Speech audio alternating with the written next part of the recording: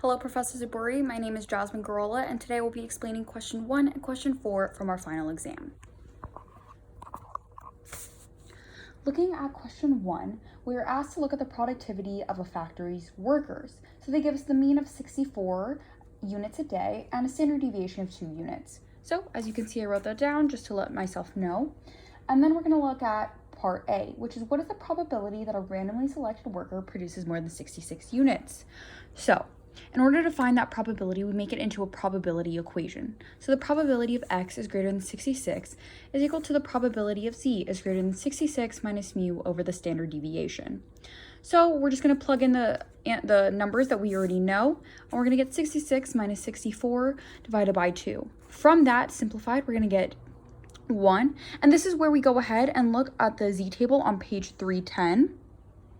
And look at 1.000, and we get 0.8413. As you can see right there, 0.8413.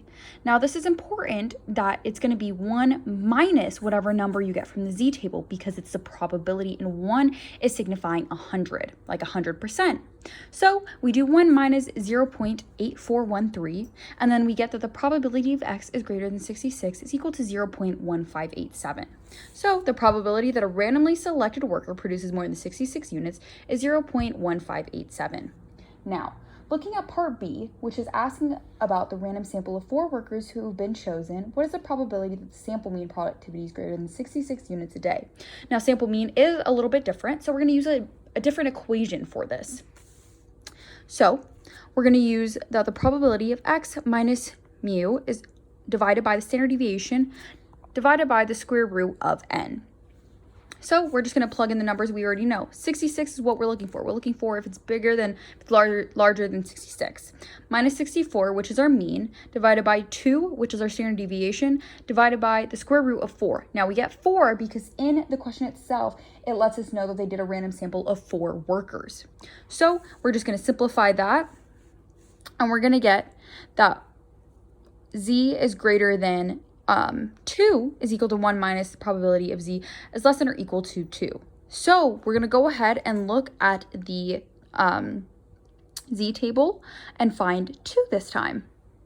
So we go ahead, and we're going to go ahead and look for 2, and we're going to get 0.9772. There we go, 0.9772.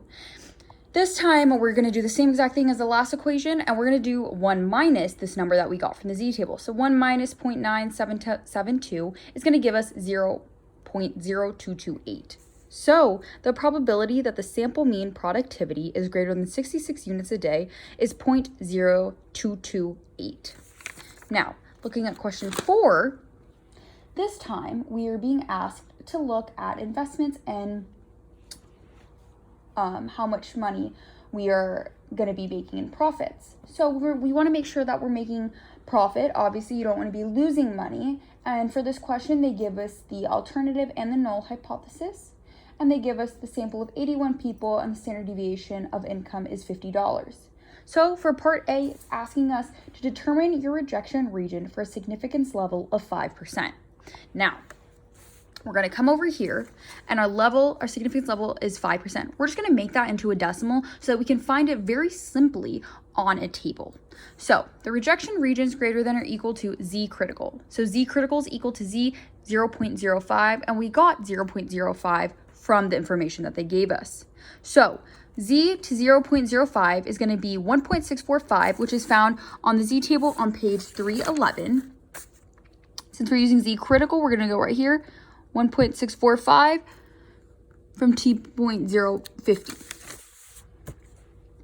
So it's just as simple as that, and we got 1.645. So that's all we do. It's mostly about looking at the table on this one. So the rejection region is greater than or equal to 1.645. Now, part B is actually asking us to determine the probability of a type 2 error, but this time we're assuming hereby that the concrete value for the alternative hypothesis is mu equals 310. Now this is where people might get a little bit confused because we were given mu equals 300 in the beginning of the equation. And the part where people might actually get incorrect is that you do start off with 300 and you utilize 310 after the first equation. So I can better explain it here by showing you my work.